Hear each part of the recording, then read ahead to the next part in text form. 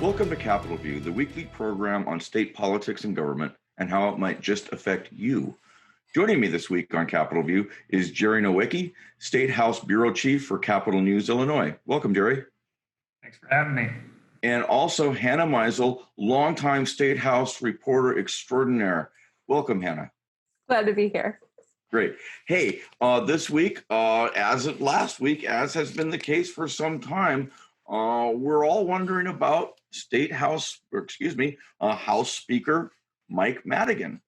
He's embroiled in some ethical issues, as we know. Com Edison recently made a court appearance, and that process, the court process, seems to be going along schedule, with ComEd saying, yes, we will pay $200 million because we bribed people.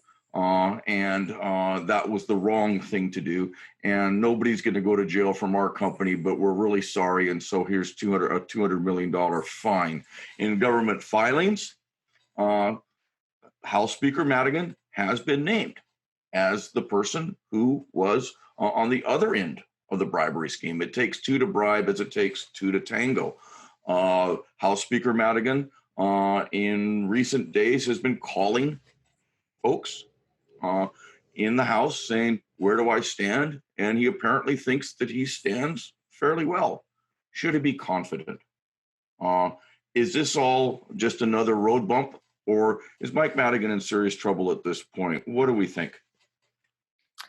I mean, this is definitely the closest that any type of investigation, whether it be federal or journalistic investigation, has ever come to him. I think what we've seen over the last several years is kind of an eroding of his inner circle of the people who would usually be that buffer. And ironically, it's the eroding of his inner circle kind of had to do with other ethics investigations. So, for example, 2 summers ago, we saw, a longtime House staffer come forward and accuse the Speaker's longtime chief of staff and right-hand man. He had, 3 different jobs: clerk of the House and executive director of the Illinois Democratic Party, to accuse him of sexual harassment and accuse him of just generally not protecting House staff from other harassment from members even. And so he was thrown under the bus. He got out of there 2 years ago. And then, other folks who were very close to him, such as Lou Lang, he was accused of something that turned out not to be exactly true, but even so, he was stripped of his House leadership position, and then 6 months later, he became a lobbyist. Here comes the bus. Yeah. Sorry? Here comes the bus. Well, and then, some other folks, a long time, 2 longtime political operatives. One was embroiled by the Elena Hampton allegations. Kevin Quinn, obviously, he was, separated from the Madigan organization right at the outset when she came forward with those allegations 2.5 years ago. However, of course, the checks to him that were apparently orchestrated through Madigan's other right-hand man, Mike McLean, it seemed to be kind of an entry point for the feds investigating ComEd's lobbying practices, because it was those ComEd lobbyists who were asked to cut checks for Kevin Quinn. Anyway, what I mean to say is that because of other allegations, now the people closest to the Speaker, they've eroded away, and so eventually that leaves just one person who can no longer say, "Well, I wasn't aware," "Well, I don't recall," which of course has always been his tactic, to say, I deal with things at this very high level. My people below me, they deal with things closer to the ground. Yeah. So I think the phrase, I think the phrase is knew or should have known. Sure. And go ahead, Jerry. I think what's interesting, I don't remember if it was Representative Cassidy or maybe Representative LaPointe said in one of the articles with Eric Zorn in the Tribune that he either knew about this stuff or if he didn't know, that's pretty incompetent leadership. So it's interesting, I don't know what the feds have. Obviously, it's not enough to charge him. Otherwise, they would have done that at this point. But the people Hannah mentioned had been kind of thrown under the bus. One wonders if their loyalty is tested and what they're willing to say to the feds under oath. Are they still willing to be that firewall between the speaker now that he's sort of unceremoniously cut them out of his inner circle? So in terms of the feds, who can speculate at this point? But in terms of his hold over the Democratic caucus, I find interesting because there are now, is it 6 representatives that are saying he should step down at least as speaker and chair of the Democratic Party. So the fact that even one would, because he keeps such a tight controls over his caucus, as it would seem in the past, one defection is news, and then 6 is pretty quite a big number, although he's obviously still got the support and he knows that, which is why he said he won't step down of everyone else in the caucus, or most enough at least in the caucus to maintain his speakership at this point. But I think as more details, go ahead. No, I thought Hannah raises a good point here in reminding us that this didn't start the way this kind of stuff usually starts. This started as folks as an issue of sexual harassment, the Me Too movement, and that's what was the match that lit this fuse. And the feds kind of followed the money, the checks that were written by lobbyists to Mr. Quinn, a former insider. That's how this all began. And I wonder, I think you're right, Jerry, if they'd had enough to charge him, they would have charged him by now. And the press conference that we saw a couple, 3 weeks ago was almost, I saw it perhaps as much as anything else as a plea to we want to do the right thing. Others, please do the right thing. And punting maybe to some extent to the political arena, because we may almost an acknowledgement by the feds. Mike Madigan has been doing this for so long in terms of being in power and holding that power and stepping right up to the edge of impropriety. He's been doing this for so long that we've gone as far as we can. And you're right, 6 defections is I think very significant. And also on the Tuesday primary results outside of Illinois, we saw a number of entrenched political figures be shown the door. Perhaps most closest to us in St. Louis, where Lacey Clay was defeated by Cori Bush. And that he and his father had held a congressional seat since 1969.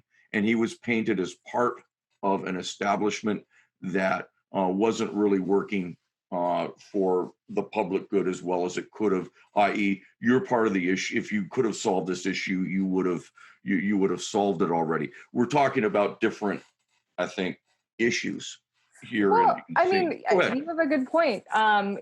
The speaker has been involved in Illinois politics for 5 decades. He learned under, of course, first Mayor Richard Daley in Chicago, who of course is the ultimate political machine puppet master. And the face of the Democratic Party is changing, and we saw a lot of evidence of that in 2016 when there was definitely much more of a fight than people had expected over the Democratic nomination, Hillary Clinton versus Bernie Sanders. And we saw a lot of people not just become, Bernie fans and Bernie bros, but become loyal to Bernie Sanders to the point where they refused to vote for Hillary Clinton in the general. And, who's to say if that actually made a difference? I don't know. But, it's just evidence that, a lot of the progressive wing of the party, they're gaining in power. I mean, here in Illinois, we see in Chicago City Council, DSA, Democratic Socialists of America members, they're openly proud of being, associated with that label, socialist, which had previously been something that you don't say. And in the legislature, yeah. And in the legislature too, there's a growing number of very leftist progressives, and I don't think any of them necessarily openly identify as DSA, but there's so many of them that they formed a progressive caucus. And then on the other hand, we saw in 2018 a whole bunch of suburban Democratic women flipping House and Senate seats in the Illinois legislature. From longtime Republican strongholds like DuPage County. And so I think it's really interesting that it's the women who have been leading the charge on saying, we got to get rid of Mike Madigan, because they're, they have different political calculus. They are, they're from these traditional Republican areas. And then also, I mean, it's not really a secret that women under Madigan have not necessarily had the best time. And so that's another part of the changing face of the Democratic Party, is these women who, they're sick of, having to go to him for every little thing. And they also, they proved last year, especially this large class of Democratic freshman women in the House, they proved that they could change the speaker's mind on something with the abortion bill, the Reproductive Health Act. And they all banded together and they showed the speaker that they drummed up the votes by themselves. And I think that has them a little bit more confident of what a future could look like without the speaker, without having to go to him for every little thing, and without having to answer to him for every little thing.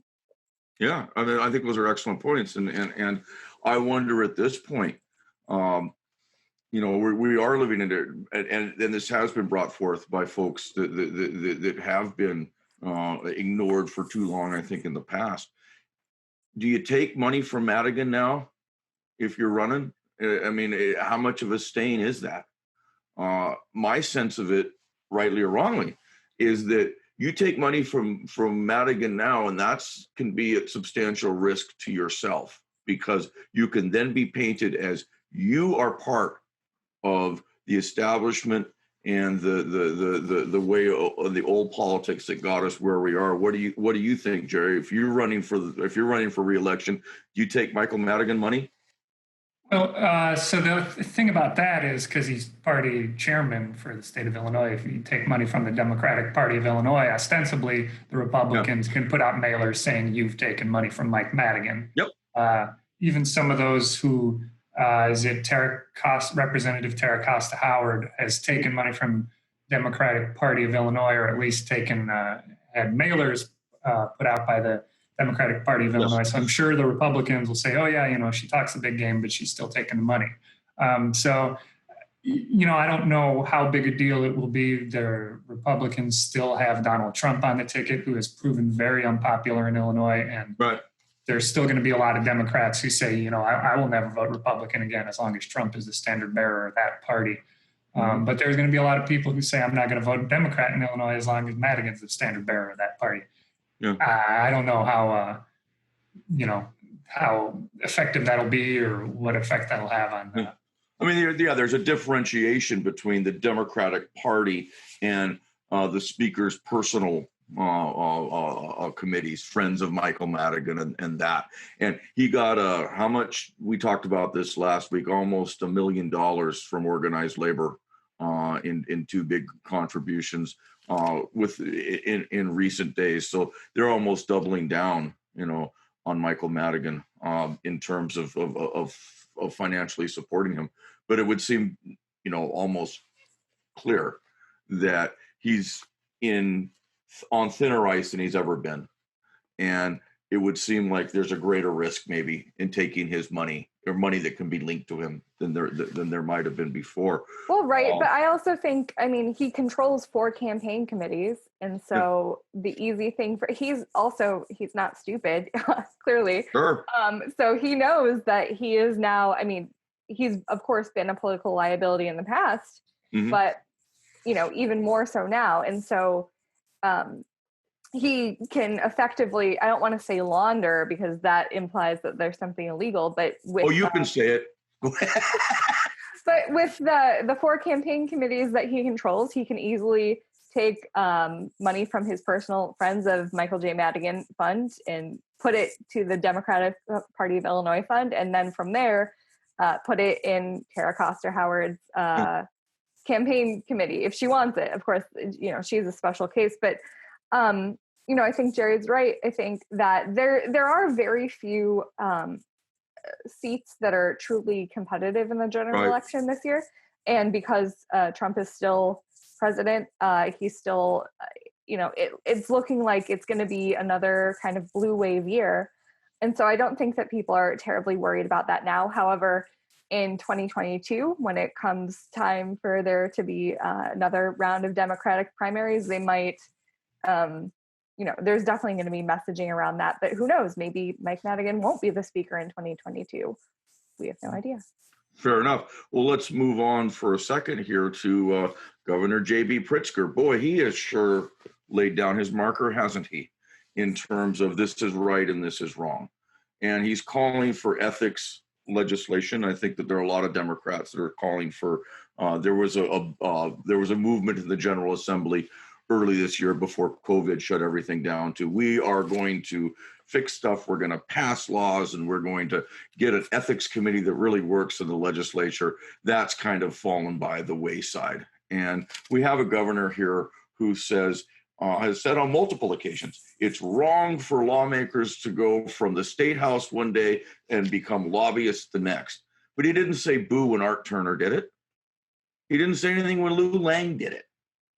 And now that Madigan is kind of hanging out there twisting, the governor hasn't really said anything about, I guess the way I would phrase it is, Governor, if I had the question to ask, Governor, would you buy a car from Michael Madigan? And, he has not, he's been pushed to try to answer that question and he's ducked. What does that say about the governor of Illinois? Any thoughts? Well, for one, it says that he still has to work with Madigan if he wants to get any monumental legislation passed or any effective legislation passed. You're not going to win this if you're the governor, for one, because, he still wants to be one who works with people. But in terms of the ethics, he has repeated the sort of revolving door thing as the one thing he would get done. And even that, I don't know how effective it would be as to actually take ethics in Illinois head on. A lot of people want a stronger stance saying, he should resign now. But even if he does that, he's still going to have to work with Madigan because he's probably not resigning. Okay, well, you're right, Jerry. He's probably not going, and because that's what conventional wisdom says. But gosh darn it, at some point in time, he's the governor of Illinois. And Michael Madigan has his power structure built up, but there's cracks there. And it doesn't seem, I think, to some folks that Pritzker is taking as strong a stand as he might have, could have, would have, should have. He's kind of saying, you know what, Mike Madigan's still the boss. Is there, and one other thing in terms of revolving door. The governor has hired Toy Hutchinson, former state senator, a massive pay increase from less than 6 figures as her job as a state senator. Revolving door, now she's in charge of marijuana in terms of the legalization of marijuana. And she wrote the bill, or she helped write the bill. And maybe I'm alone on this, but I look at stuff like that and say, you know what, if you're against revolving doors, then be against revolving doors. I mean, it seems to me that perhaps the governor is situational in his thinking. Is that a fair way for people to think? I think the governor in general has to tread lightly on ethics because, lest we forget, the governor himself is or was still under federal investigation for... Is. Go ahead. Well, I mean, feds don't tell you when they close an investigation. But for the best we know, go ahead. You're right. Yes. I'm sorry. For, his property tax scheme that was uncovered during the 2018 general election, where he, famously took the toilets out of his house to qualify for $330,000, I think it was. That hovel on the Gold Coast that's barely livable. Go ahead. Property tax deduction. And so, he has to tread lightly. And of course, you're right. He did hire Troy Hutchinson. He didn't say anything about, other folks, going out the door and then taking a lobbying job the next day. But it's really tricky because when you lay down strict, like, you can't do this, people are, one, always going to find loopholes. And then two, honestly, things tend to work. They're not as efficient because if you don't know who is on the other end of the phone call, if you hire someone who hasn't been around, then it's really difficult to get things done. And, like or not, that's just the way that it is in this kind of business. And, it's government politics are built on relationships and often, decades long relationships. And you want to be able to trust the person that you're going to do a deal with. You know what I mean? Yeah, well, I mean, that's true. I think, but perhaps to how far does that go? Well, I'll make exceptions to rules because I know you, and other folks see it and it feeds on itself. Yeah. And so, let's move on to something else because we're nearly out of time. Rodney Davis, the latest to be diagnosed with COVID-19. He's the 11th congressperson to be so diagnosed. It's led Nancy Pelosi to say masks are going to be required on the floor, no more voluntary stuff.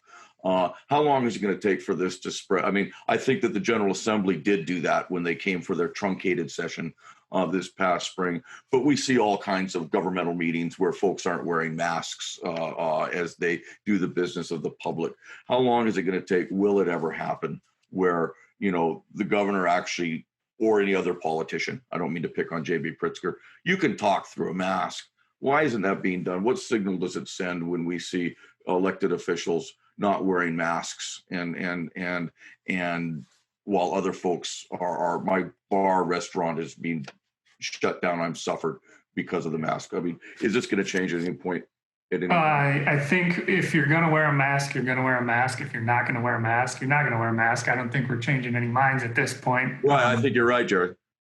But it's not a good signal because anytime you see a person in power, be it president or mayor or council member, not wearing a mask, it sort of validates your thinking that you don't need one. Yeah. And I think you were there, Jerry, on Monday at the press conference that the governor held to announce a $5 million campaign to spread the word on media that masks only work if you wear them. And I couldn't stay 6 feet away from people in that room. And I tried, believe me. and it was just a little discordant, I guess, on my way of thinking. And the governor was asked, where's the money coming from? And he said, it's the federal government. Trump's paying for this. So I found that perhaps a little ironic.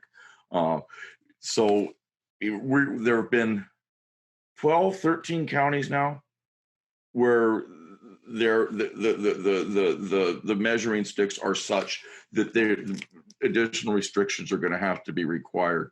You think that's going to happen? How much will politics play in deciding public health? Well, I mean, go ahead.